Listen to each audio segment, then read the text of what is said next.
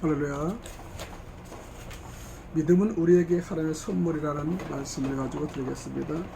청중을 향해 열정적으로 설교를 하고 있는데 그중 한 여인이 설교에 감동을 받고 차배의 눈물을 흘렸습니다. 그녀는 순간 어머니 생각이 났습니다.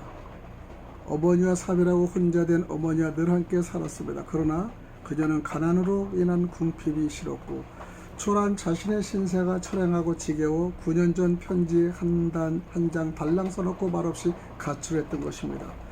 그런데 설교를 듣다 보니 불현듯 고향에 계신 어머니 생각나 고향으로 발길을 돌립니다. 집에 도착할 때 이미 캄캄하고 칠흑 같은 깊은 밤이었죠. 여인은 대문을 두드렸으나 아무런 기척이 없습니다. 그래서 대문을 가볍게 손으로 밀자 스르르 열립니다. 그리고 방문도 빗장을 잠그지 않아 그대로 열었습니다. 그야말로 대문과 방문을 모두 열어놓은 채로 어머니가 잠들고 있었습니다. 여인은 조그마한 소리로 어머니를 불렀습니다. 어머니. 그러자 그 소리에 깜짝 놀라 어머니가 딸을 보더니 와락 끌어안고 울었습니다. 어머니는 말없이 집을 떠난 그날부터 9년 동안 단 하루도 문을 잠그지 않고 지냈다는 것이죠. 그리고 곧 밤에 돌아오면 집을 쉽게 찾지 못할까봐 방마다 전등을 켜놓고 기다렸다고 합니다. 이와 같이 부모의 마음은 집 나간 자식을 위해 항상 노심초사하며 애를 태우고 있습니다. 그런데 하물며 하나님께서 오죽하시겠습니까? 마가복음 15장 20절에 보니까요. 이에 일어나서 아버지께로 돌아가니라. 아직도 상거가 먼데 아버지가 저를 보고 치거니 여기어 달려와 목을 안고 입을 맞추니. 이 비유는 탕자가 아버지를 떠나 허랑방탕한 세월을 살다가 회개하고 돌아왔더니 아버지가 문 밖에 서서 기다리다가 맞아주시는 장면이죠. 오늘 대부분의 설교자들은 그러니까 우리도 회개하고 아버지께로 돌아가야 한다는 정도로 해석을 합니다. 그러니까 이 비유의 주인공이 탕자가 된 겁니다. 그러나 이 비유의 주인공은 탕자가 아니라 바로 아버지십니다. 하나님은 집 나간 아들을 위해 절대 빗장을 잠그지 않으십니다. 오늘도 그 하나님은 멀리 떠난 아들을 기다리다 빗장을 열고 기다리고 계신다는 사실이죠. 따라서 이 비유 또한 아버지가 집을 떠난 아들을 어떠한 사랑과 인내와 기다림으로 받아주는가에 초점을 맞춰야 합니다. 따라서 이 비유는 예수 그리스도의 십자가와 아버지 하나님의 은혜를 내용으로 하고 있는 것이지 우리 성도들의 자발적이고 그 다음에 기특한 회개 이야기를 하고 있는 것은 아닙니다. 그런데 그 이유는 거기서 끝나지 않았습니다. 이 비유의 대미는요, 사실 큰아들이 장식하고 있는 것이죠. 큰아들에 대해서 우리가 곡해하고 있는 것이 큰아들은 아버지로부터 버림을 받은 나쁜 인간이라고 성급히 결론을 냅니다. 그러나 아닙니다. 큰아들 역시 우리 하나님 백성들의 패역한 현실을 가리키는 또 다른 모형의 그림자이죠. 큰아들로 비유되고 있는 아들이 바로 바리새인, 목사들과 서기관, 신학박사들입니다. 그런데 큰아들은 둘째 아들과는 사뭇 다릅니다. 둘째가 자기 몫을 다 가지고 나가서 허랑방탕하게 사는 동안 첫째는 아버지의 밭에 나가서 열심히 일을 합니다. 그리고 아버지를 모시고 아버지를 지키며 살고 있는 듯해 보였습니다. 그런데 일을 하고 돌아오는 길에 보니 자기 집에서 잔치가 벌어지고 있었어요. 그는 슬며시 집안의 종을 불러 무슨 일인지 물었습니다. 그런데 아버지 유산을 챙겨서 이방 나라에 가서 창기들과 함께 허랑방탕하게 살다가 돌아온 자기 동생을 환영하는 잔치가 벌어지고 있다는 얘기를 듣습니다. 그때 큰아들이 화가 납니다.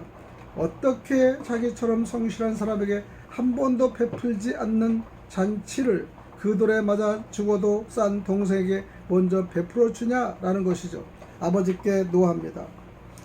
이것이 누가복음 15장 28절에 30절 내용이죠. 저가 노하여 들어가기를 즐기 아니하거늘 아버지가 나와서 권한대 아버지께 대답하여 가로되 내가 여러 아버지를 섬겨 명을 어김이 없거늘 내게는 염소 새끼라도 주어 나와 내 벗을 즐기게 하신 일이 없더니 아버지의 살림을 창기와 함께 먹어버린 그 아들의 돌아오매 이를 위하여 살찐 송아지를 잡으셨나이다. 큰아들이 노예에서 집에 들어오지 않자 아버지가 작은 아들을 맞이하실 때와 똑같이 문 밖으로 나오십니다. 그리고는 그 아들에게 잔치자리에 들어오라고 권하셨죠. 권하다의 단어는 보혜사 성령을 가리키는 것과 뿌리와 같은 어조로 초청하다, 위로하다는 뜻이죠. 예수님께서는 갑자기 이와 같은 단어를 쓰심으로 아버지가 큰 아들을 잔치 자리로 초청하는 장면을 성령의 초청과 위로와 연결을 시킨 것이요. 아버지는 둘째 같은 한량도 첫째 같은 교만한 자도 다 품으시고 부르시고 초청하시는 풍성한 은혜의 하나님이심을 예수께서 보여주고 계신 것입니다. 인간이 하나님의 은혜를 떠나 스스로의 삶을 살 때에 나타나는 현상이 둘째 아들처럼 완전한 파산의 상태로 떨어지는 것이죠. 이는 이 세상 그 누구도 하나님 없이 참 만족과 참 행복을 누리며 살 수 없을 뿐더러 늘 공허와 불안 속에 안절부절하는 해주리 속의 탕자와 같지 않습니까? 그런데 거기에 자신의 힘으로 자기 자신만을 위해 사는 이들에게 종교심이 가입하면은 그게 의장된 성실로 드러나는 것이죠. 여전히 자기 자신의 삶의 중심이죠. 아버지의 영광이 자신의 영광이 되고요. 아버지의 기쁨이 자신의 기쁨이 되는 그러한 하나님의 자녀의 삶이 아닌 자기 자신의 필요에 의해 아버지의 말을 들어주는 척하는 아이들이었습니다. 그들이 원하는 것은 이 세상 속에서 자기 자신의 가치를 항상 지켜주는 절대적인 도움과 힘이 필요한 것입니다. 그래서 그들은 자기가 원하는 것을 얻어내기 위해 성실하게 행위하는 행위라는 것을 내어놓습니다. 그토록 성실하게 아버지의 명을 쫓아 열심히 살았던 큰아들이 아버지의 기쁨을 자신의 기쁨으로 삼지 못했던 것이죠. 아버지는 기쁜데 큰아들 입장에서는 원망과 불평만 나왔습니다. 왜 자기처럼 성실한 아들보다 아버지 유산을 갖고 창기와 노란한 아들을 더 사랑하느냐는 것입니다. 그렇게 무언가 보상을 바라고 성실하게 일하는 큰아들 같은 사람을 성경은 종이라고 부릅니다. 섬겨라는 단어가 종으로 섬기라는 것인데 뜻입니다. 그러니까 큰아들은 자기 곁에서 열심히 아버지 말을 듣고 순종하고 있는 듯 보였지만은 거기에는 아들로서의 책임과 의무와 감사에서 격발된 성실이 아닌 자기가 원하는 것을 얻어내기 위한 종으로서의 의장된 성실이 들어있다는 것이죠. 이건 아버지의 마음을 알고 아버지의 뜻에 순종한 것이 아니라 아버지가 가진 어떤 뜻을 얻어내기 위한 의장된 악이었다는 것입니다.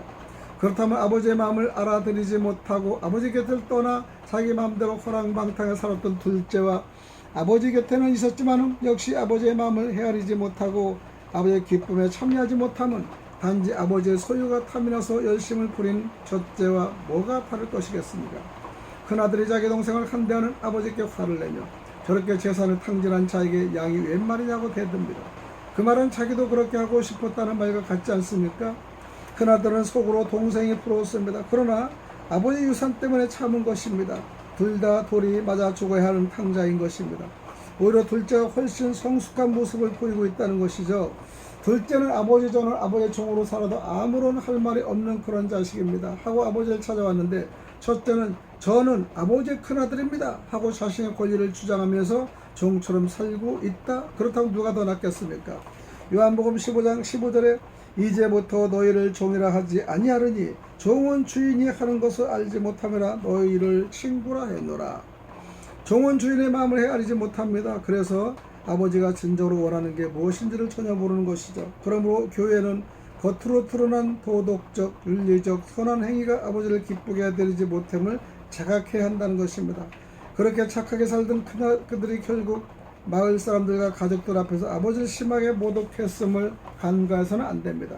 둘째가 아버지 재산을 가지고 나가 전부 탕진한 일이나 큰아들이 사람들 앞에서 자신을 잔치를 베푼 아버지의 기쁨에 동참하지 못하고 아버지를 모욕하고 아버지께 원망과 불평을 드러내는 것은 하늘의 관점에서 볼 때 동일한 죄입니다.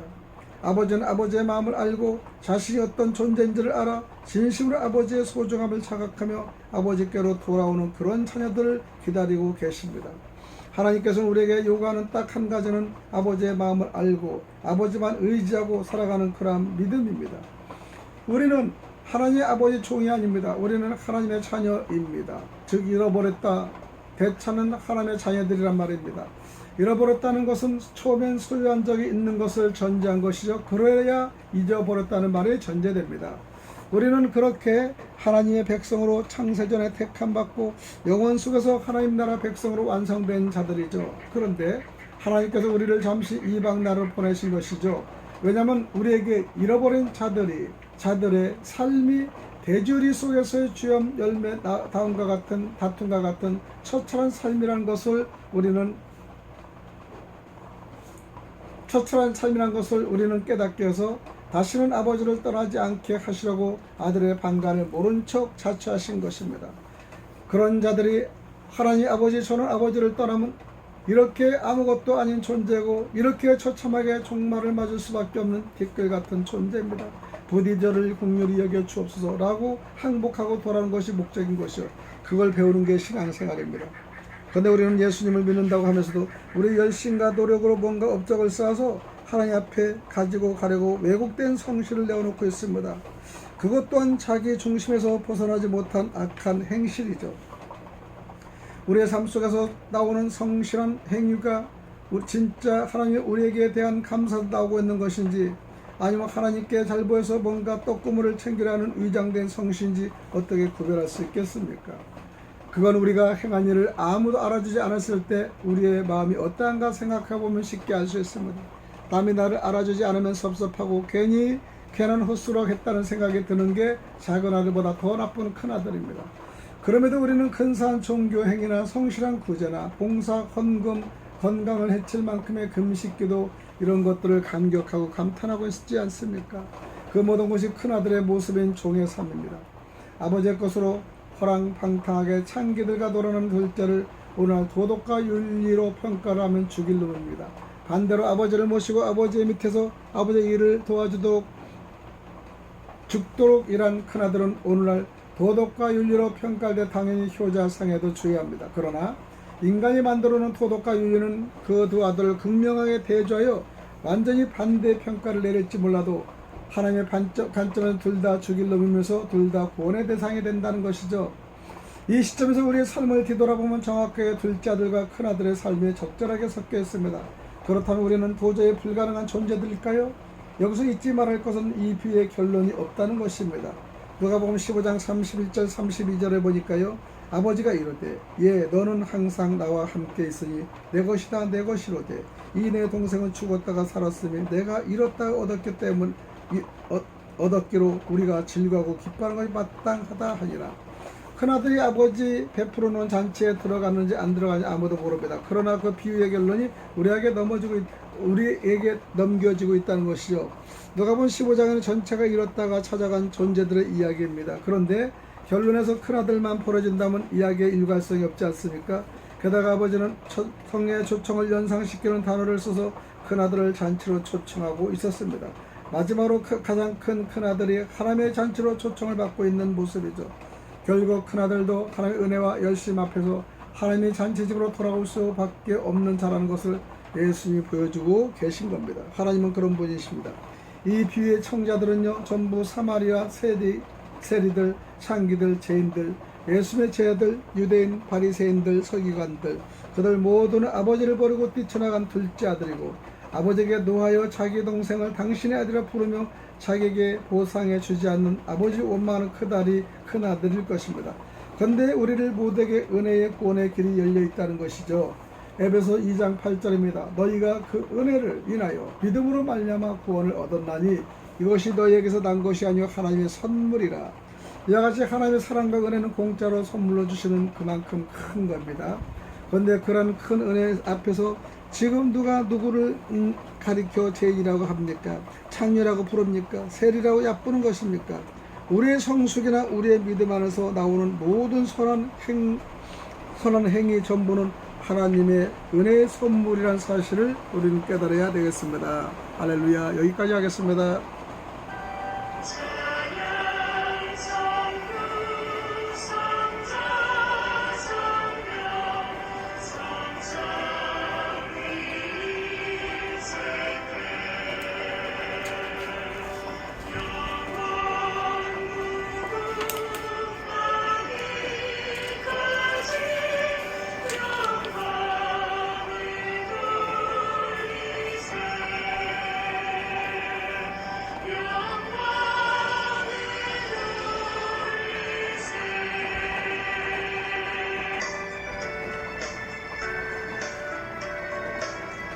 삼백이장 주 하나님 넓고 큰 은혜는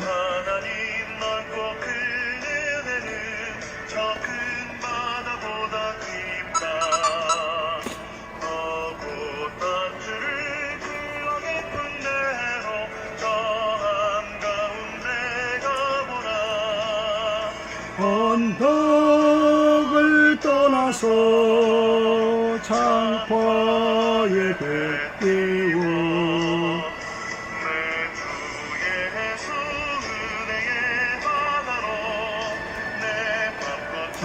가라. 인생은 언제나 거기서 저 큰 바다 물결보고 그리 모르는 깊은 바다 속을 한번 헤아려 안 보나. 언덕을 떠나서 장파에 뱉기워 내게 예수 바다로 내 맘 꽂혀가라.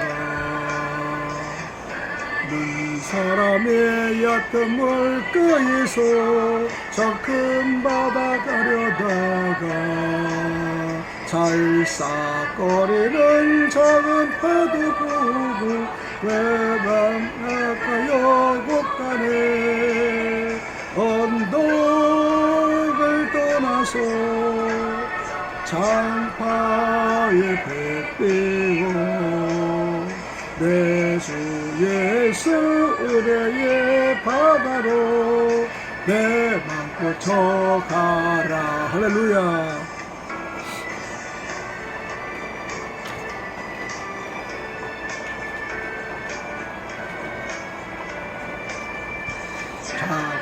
가거라 이제 곧 가거라 저 큰하늘 바다에 작은 대로를 저 깊은 데로 가라. 망망한 바다로 언덕을 떠나서 장파의 백비워 내 주 예수 은혜의 바다로 내 맘 꽂혀가.